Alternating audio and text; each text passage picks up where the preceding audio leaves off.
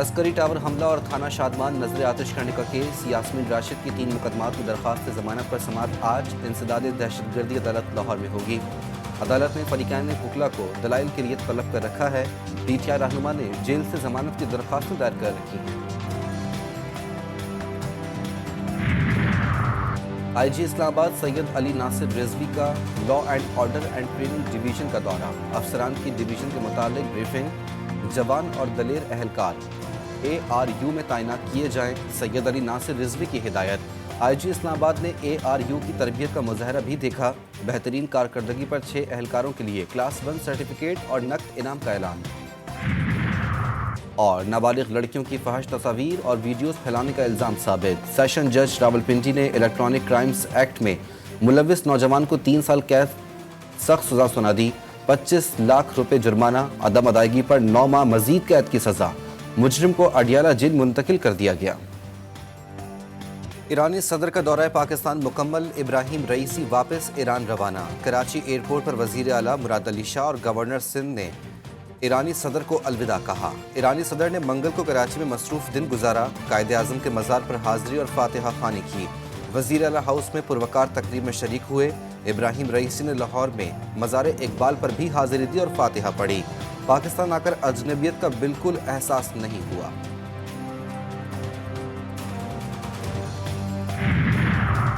وزیر اعظم شہباز شریف اب سے کچھ دیر بعد کراچی پہنچیں گے۔ شہباز شریف مزار قائد پر حاضری دیں گے، وزیر اعلیٰ سندھ اور گورنر سے ملاقات کریں گے، بزنس کمیونٹی سے ملاقاتیں بھی شیڈول۔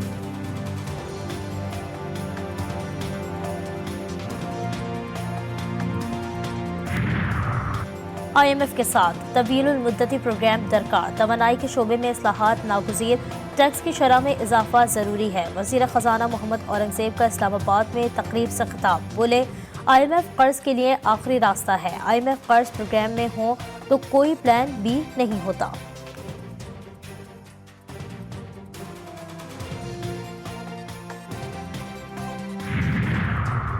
پہاڑوں پر جانے والوں سے بات چیت کے لیے کمیٹی بنا دی، وزیر اعلیٰ بلوچستان سرفراز بگٹی کہتے ہیں کمیٹی پارلیمنٹ میں موجود اور پارلیمنٹ سے باہر کی جماعتوں اور قبائلی شخصیات سے بات چیت کر کے حتمی آرا تیار کرے گی۔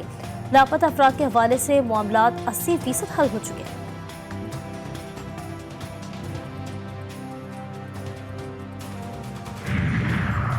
بلوچستان میں سیکیورٹی فورسز کی کامیاب کارروائی، ضلع پشین میں سیکیورٹی فورسز اور دہشت گردوں کے درمیان فائرنگ کا تبادلہ، 3 دہشت گرد مارے گئے، 1 دہشت گرد زخمی حالت میں گرفتار۔ آئی ایس پی آر کے مطابق دہشت گردوں سے بھاری مقدار میں اسلحہ، گولہ بارود اور دھماکہ خیز مواد بھی برآمد۔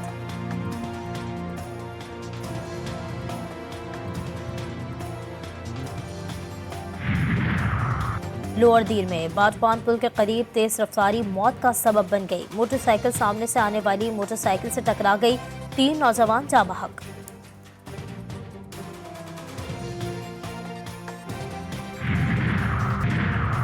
نوشہرہ میں غربت، مہنگائی اور قرض سے تنگ محنت کش 4 بچوں کو فروخت کرنے پر مجبور۔ شیر زمان کہتا ہے گھر کا کرایہ دینے کو پیسے نہیں ہیں، سوکھی روٹی کھانے کے پیسے ہیں اور نہ ہی ہزاروں روپے قرض چڑھ گیا ہے، بچوں کو بیچنے کے سوا کوئی چارہ نہیں۔ غزہ میں اسرائیلی درندگی کو 200 سے زائد دن مکمل، رفح میں بمباری سے ایک ہی خاندان کے 3 افراد شہید، خان یونس، زیتون، دیر البلح، بیت اللحیہ میں بھی حملے، 54 افراد شہید، 100 سے زائد زخمی، شہداء کی تعداد 34,300 تک پہنچ جائی ہے۔ ناصر اسپتال میں مزید 32 لاشیں نکال لی گئیں، مجموعی تعداد 310 ہو گئی۔ اقوام متحدہ کا غزہ کے ناصر اور الشفا اسپتال میں اجتماعی قبریں ملنے کی تحقیقات کا مطالبہ۔ اقوام متحدہ کے انسانی حقوق کے سربراہ والکر ترک کہتے ہیں کہ واقعے کی آزادانہ، مؤثر اور شفاف تحقیقات کرائی جائیں، بین الاقوامی تفتیش کاروں کو شامل ہونا چاہیے۔ اسرائیل کی فلسطینیوں کو اجتماعی قبروں میں دفن کرنے کی تردید، اسرائیلی فوج کا کہنا ہے کہ مخفیوں کی تلاش کے دوران نصر اسپتال میں پہلے سے دفن لاشوں کا جائزہ لیا گیا۔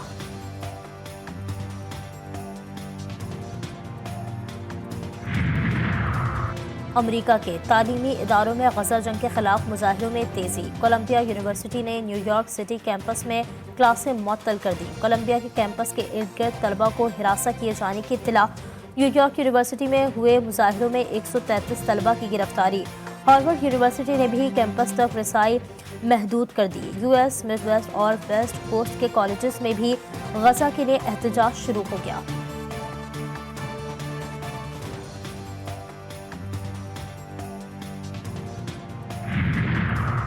پاک نیوزی لینڈ T20 میلہ راولپنڈی کے بعد لاہور میں سج گیا۔ کھلاڑیوں کے لاہور میں ڈیرے، پریکٹس سیشن میں شرکت، ایک میچ بارش کی نظر 1-1 دونوں ٹیموں کے نام رہا۔ چوتھا میچ کل قذافی اسٹیڈیم میں کھیلا جائے گا۔ ویسٹ انڈیز ویمن ٹیم نے تیسرے اور آخری ون ڈے میچ میں پاکستان کو 88 رن سے شکست دے کر سیریز 3-0 سے اپنے نام کر لی۔ پاکستانی ٹیم 289 رنز کے ہدف کے تعاقب میں 190 رنز پر گھیر ہو گئی۔ مغربی ہواؤں کا نیا سلسلہ آج ملک میں داخل ہوگا۔ بلوچستان میں گوادر، کیچ، اواران، چاغی، خران، قلات، مستونگ، جھلمکسی، نصیر آباد، ڈیرہ بگٹی، لورالائی، قلعہ سیف اللہ اور قلعہ عبداللہ میں موسلادھار بارش کا امکان۔ خیبر پختونخوا میں کل رات سے دیر تک بارش، ژالہ باری اور پہاڑوں پر برف باری کی پیشگوئی۔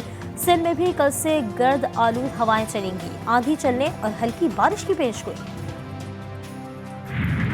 اور 15 شوال خاتم النبیین حضرت محمد مصطفیٰ صلی اللہ علیہ وآلہ وسلم کے محبوب ترین چچا سید الشہداء حضرت حمزہ ابن عبد المطلب کا یوم شہادت۔ آپ کو اسد الرسول اللہ بھی کہا جاتا ہے۔ حضرت حمزہ کی گرجدار آواز ہی اسلام دشمنوں کو خوفزدہ کر دیتی تھی۔ جنگ احد میں وحشی نامی غلام نے چھپ کر نیزہ مارا، آپ کی لاش کو مسلا گیا۔ رسول اکرم صلی اللہ علیہ وآلہ وسلم نے آپ کا جنازہ